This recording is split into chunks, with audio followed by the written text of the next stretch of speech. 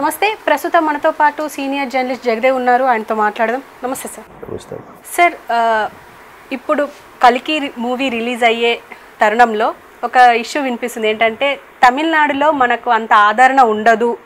ఎందుకంటే ఇప్పటికీ చూసుకుంటే ఇక్కడ మొత్తం నిమిషంలో హౌస్ఫుల్ అయిపోతే అక్కడ అట్లీస్ట్ 50% కూడా బుక్ అవ్వట్లేదు టికెట్స్ అని చెప్పేసి ఒక టాక్ వినిపిస్తుంది. అది ఎంతవరకు కరెక్ట్ అయ్యి ఉండొచ్చు సార్? అయ్యుండొచ్చు. ఎందుకంటే తమిళనాడు వాళ్ళ యొక్క టాలెంట్, వాళ్ళ గొప్పతనం ఏంటంటే నాకు నచ్చేది వాళ్ళ భాష, వాళ్ళ గొప్పతనం అంటారు. మా నటులు, మా హీరోలే పోటుగాళ్ళు, మిగతా వాళ్ళు ఓకే కానీ అంత కాదు, అంటే మా వాళ్ళు తర్వాతే అనే ధోరణిలో వాళ్ళు ఉంటారు. ఎందుకంటే ఒక 2 years బ్యాక్ ఒక ఫ్రెండ్ కంపెనీ ఓపెన్ చేశాడు ఇక్కడ చెర్లపల్లిలో, ఇండస్ట్రియల్ ఏరియాలో. వెళ్తే వాడికి అక్కడ చెన్నైలోను పాండిచ్చేరిలోను కూడా 2 దాన్ని ఫామ్ హౌస్ టైపులు ఉన్నాయి. ఆ ఫామ్ హౌస్లో చేసేది మరి అక్కడ తమిళియన్స్ ఉంటారు కదా, వాళ్ళు ఉన్నారు. అయితే వీడు ఆ పిల్లల్ని హెల్ప్కి తీసుకొస్తుంటాడు అనమాట. వాళ్ళ పిల్లలు ఒకడు డిప్లొమా, ఒకడు ఇంజనీరింగ్ చదువుతున్న వాళ్ళు ఉన్నారు. ఒక ఫామ్ హౌస్ సంబంధించిన ఇంజనీరింగ్, ఒక ఫామ్ హౌస్ సంబంధించి డిప్లొమా.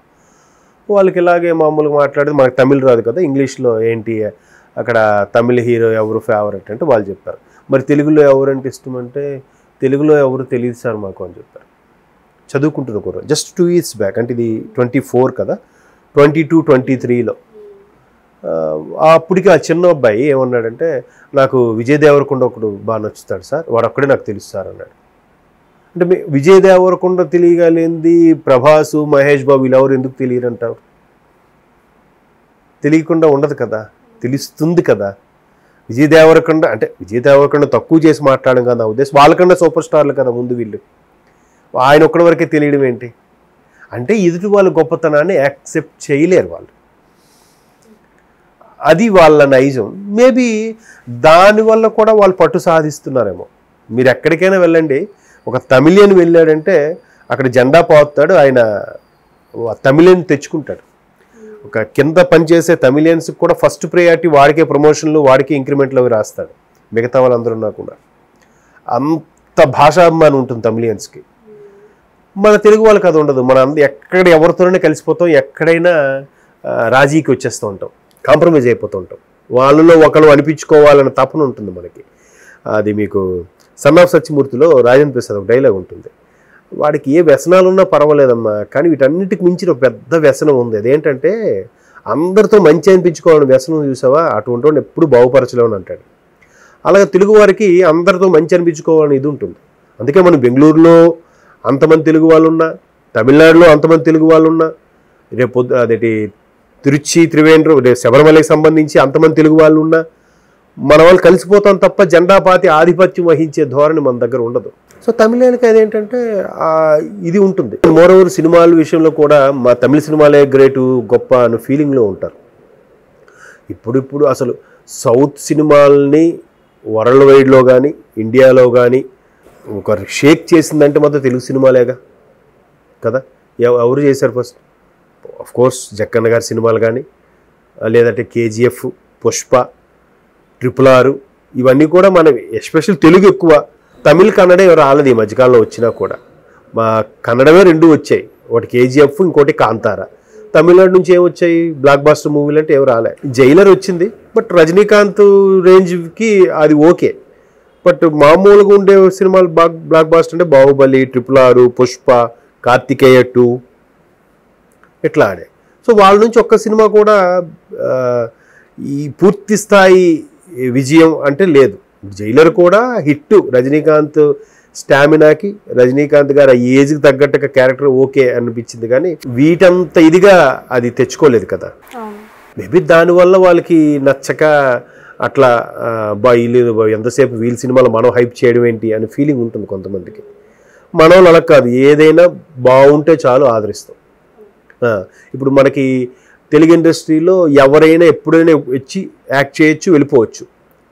మెంబర్షిప్ అనేది మ్యాండేటరీ కాదు. బట్ తమిళనాడులో నడిగర్ సంఘం మెంబర్షిప్ డ్యామ్ షూర్ అంట. ఆ మెంబర్షిప్ తీసుకుంటే కానీ ఎవరు యాక్ట్ చేయడానికి వీల్లేదు. పొరపాటుని చేసినా తర్వాతైనా మెంబర్షిప్ తీసుకోవాలి. నెక్స్ట్ సినిమాకి ఇంకా బుక్ అయ్యే ఛాన్సెస్ ఉండవు, వాళ్ళు ఒప్పుకోరు. అంత నిబంధనలు ఉంటాయి వాళ్ళకి, అంత స్ట్రిక్ట్గా ఉంటారు వాళ్ళు. మన వాళ్ళ ఏముందిలేరా. ఎందుకంటే కోట శ్రీనివాసరావు గారు మెయిన్ ఆయన ఆవేదన వ్యక్తపరిచింది కూడా ఇట్లాంటి సందర్భాల్లోనే. ఇప్పుడు ఆయన మిగతా వాళ్ళని పరభాషా వాళ్ళని ఎంకరేజ్ చేయొద్దని అనలే. మనవా ఇక్కడికి వస్తే రాజ్యపూజ్యంతో అన్ని భోగాలతో వాడికి అసలు యాక్టింగ్ రాకపోయినా పరభాష కూడా అనేసరికి వాడికి క్యారవాన్లు, వాడి అసిస్టెంట్లు, వాడి అమ్మకి వాళ్ళ నాన్నకి మర్యాద అన్నీ చేస్తారు. అక్కడ తమిళనాడు అటు వెళ్తే అసలు ఏం పట్టించుకోరంట. నీకు వచ్చా నీ పెర్ డే ఎంత తీసుకో, అందరితో పాటు మహా అయితే ట్రైన్ టికెట్ ఫ్లైట్ టికెట్ ఇస్తారంట అంతే. మన వల్ల ఆయన బాధ అది. ఇప్పుడు చాలామంది ఏమంటారు, ఆయన్ని తప్పుగా అర్థం చేసుకొని ఈయన మాత్రం పక్క రాష్ట్ర తమిళనాడు హిందీలో గట్రా యాక్ట్ చేసి వచ్చు, కానీ మన దగ్గరకు వచ్చి వేరే వాళ్ళు యాక్ట్ చేస్తే ఈయన ఒప్పుకోవట్లేదు అన్నట్టు మాట్లాడుతున్నారు. కానీ అది కరెక్ట్ కాదు. అంటే ఈ ఆధిపత్య ధోరణి ఏదైతే ఉందో తమిళనాడులో ఇది ఎక్కువ ఉంది కాబట్టే తెలుగు ఇండస్ట్రీ ఇక్కడికి వచ్చేయడానికి కారణం అదే. ఇప్పుడు అక్కినేని నాగేశ్వరరావు గారు కూడా 70s వచ్చి అన్నపూర్ణ స్టూడియోస్ స్థాపించారు అని అంటే అక్కడ ఆయన ఘోర పరాభవాలు అయ్యాయంటే కొన్ని చవి చూశారంట ఆయన. సో ఇంకా లాభం లేదని మెల్లగా స్టూడియో స్టార్ట్ చేసి ఇక్కడికి వచ్చేసి ఆ తర్వాత కూడా మిడిల్ ఏజ్డ్ సినిమాలు యాక్ట్ చేసేటప్పుడు కూడా కంపల్సరీ కండిషన్ పెట్టేవారంట. ఇక్కడ మన తెలుగు స్టేట్లో ఓకే, ఇక్కడ స్టూడియోలో అయితే ఓకే, తమిళనాడు మద్రాసులో కానీ ఏమైనా అయితే మాత్రం నేను రాను. ఒకసారి శ్రీవారి ముచ్చట్ల శ్రీరంగనీతిలో సంథింగ్ సినిమా పేరు గుర్తులేదు నాగేశ్వరరావు గారి, దానికి కోదండరామరెడ్డి గారి డైరెక్టర్ అంట. అంతా అయిపోయింది, ఒక సాంగ్ మిగిలిపోయింది. ఆ సాంగ్ ప్రొడ్యూసరు డైరెక్టర్ కలిసి మద్రాసు ఒక సెట్లో ప్లాన్ చేశారట. ఈయనకి చెప్పలే ముందు, షూట్ అగ్రిమెంట్ అన్నప్పుడు చెప్పుకున్నారు. ఆ తర్వాత నాగేశ్వరరావు గారు చాలా సీరియస్ అయిపోయారట. మీకు మరీ మీకు చెప్పానో లేదో, నేను అక్కడికి వచ్చి చేయను, నేను యాక్ట్ చేయను, కాబట్టి ఆ సాంగ్ అంత ఇంపార్టెంట్ కాదంటే సాంగ్ తీసేయండి, కాబట్టి రెమ్యునరేషన్ తగ్గించుకుంటా, నేను మాత్రం రానున్నారట. మంచి తప్పు ఏముందమ్మా, వాళ్ళకి అంత ఆత్మాభిమానం ఉన్నప్పుడు వీళ్ళకి ఉండదా? ఖచ్చితంగా ఉండాలి కదా. సో అట్లాగా అంటే ఆఖరికి మళ్ళీ ప్రొడ్యూసర్ ఒకటి రిక్వెస్ట్ చేస్తే సరే ఇంకెప్పుడు రిపీట్ చేయకండి అని చెప్పి ఆ ఒక్క సాంగ్ మ్యాక్సిమం 2 daysలో కంప్లీట్ చేసి వచ్చేసారంట. అడ్జస్ట్ అయ్యారు. 1 week చేయాల్సిన 2 daysలో అవగొట్టేశారంట.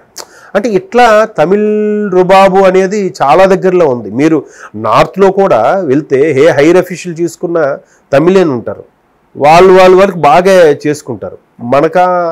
ఇప్పుడు అంతెందుకు, తమిళ ప్రాచీన భాషగా ప్రూవ్ చేసుకున్నారు వాళ్ళు. మనం అంతకన్నా పూర్వీకులదే కాబట్టి మనం ప్రూవ్ చేసుకోలేకపోయాం. ఎందుకల్లా అంటారు?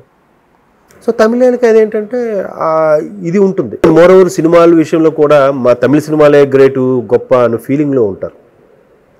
ఇప్పుడు అసలు సౌత్ సినిమాలని వరల్డ్ వైడ్లో కానీ ఇండియాలో కానీ ఒక షేక్ చేసిందంటే మాత్రం తెలుగు సినిమాలేగా కదా. ఎవరు చేశారు ఫస్ట్? ఆఫ్ కోర్స్ జక్కన్న గారి సినిమాలు కానీ, లేదంటే KGF, పుష్ప, RRR, ఇవన్నీ కూడా మన ఎస్పెషల్ తెలుగు ఎక్కువ